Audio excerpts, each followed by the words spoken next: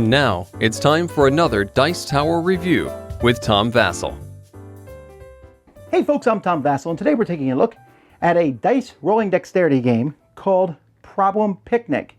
This game here from Kids Table, obviously geared towards kids, doesn't have to be just kids playing it, by Scott Almes, is a dexterity die throwing game. Ants are coming to invade the picnic. That's you. You are a group of ants. You are trying to get the best food at the picnic and place those cards in front of yourself in a cool looking grid. Here's how it plays.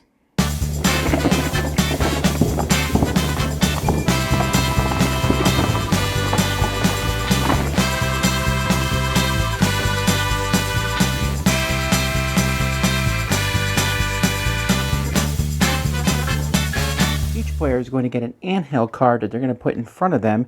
This shows what color they are. They're also going to get 2 scout dice that have ants on them instead of pips that are 1, 2, and 3.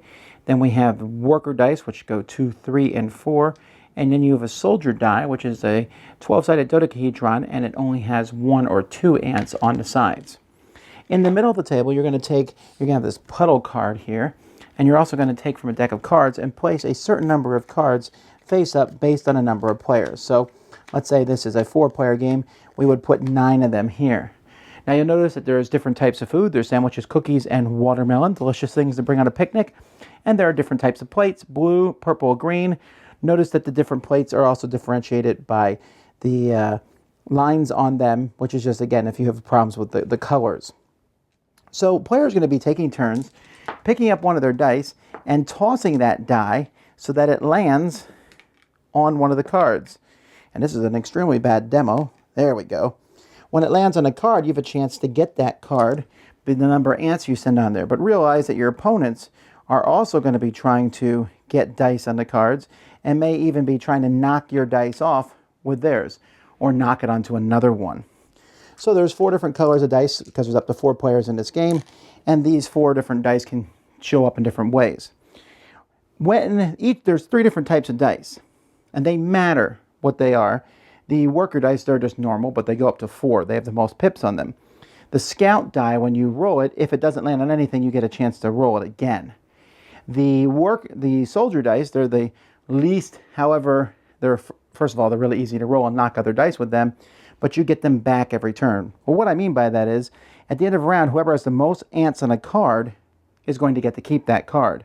Everyone else gets their dice returned to them. If you do win the card, though, the dice that you win the card with are placed in the pond, and you won't have them one round. You get them at the end of the next round, so you lose them for one round. So if you win several cards, you'll have more dice in here. With the exception of the soldier die, always comes back no matter what. Now, when players win these cards, they're going to place them in their own colony in front of them, but you're going to put them on the other side. You'll notice this is cookies. It's also a blue plate of cookies on the other side. Your first card you place any way you want, but each card after that you're placing in here building rows and columns. And you can rotate the cards, but once they're in your thing, they're in there forever, so you're going to want to make sure you put them maybe in a specific way. How do you know which way to put them in? Well, at the beginning of the game, you're going to be putting random scoring tokens here on this card. What this does is it tells you how much whoever has the most watermelons is going to get 4 points, whoever has the most sandwiches is going to get 6 points, and whoever has the most cookies gets 7, most purple, green, and blue plates gets 4, 5, and 4 points respectively. But you also have some scoring cards out here, and these scoring cards will also have points on them.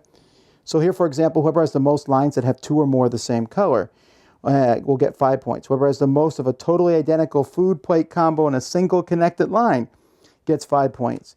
And so there's many different types of these goal cards that will change from game to game.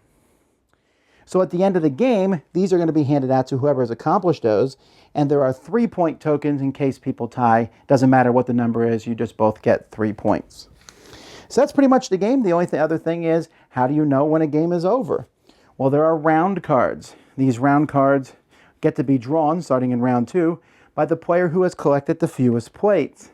That person's going to turn this over. This will help keep track of how many rounds are in the game, but it also gives you a special ability, like a shoe that you can drop on a card and get rid of that card, or a honey pot that you can get on a card to attract ants to it, move a die, or flying ants, which count only as 1, but count for you that turn. So each one of these is going to give a special benefit to the person playing it who is usually the person who is in last place. That's it. Most points at the end of the game is the winner.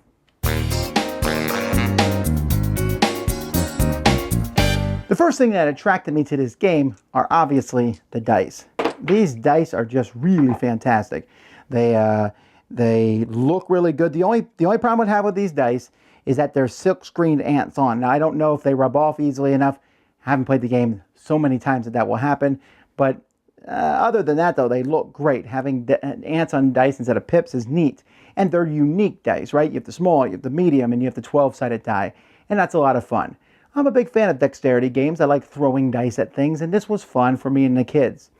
There is the fun of trying to get specific things, although you'll find in games like this that the skill is kind of very difficult to pull off, and many times you're relying on luck.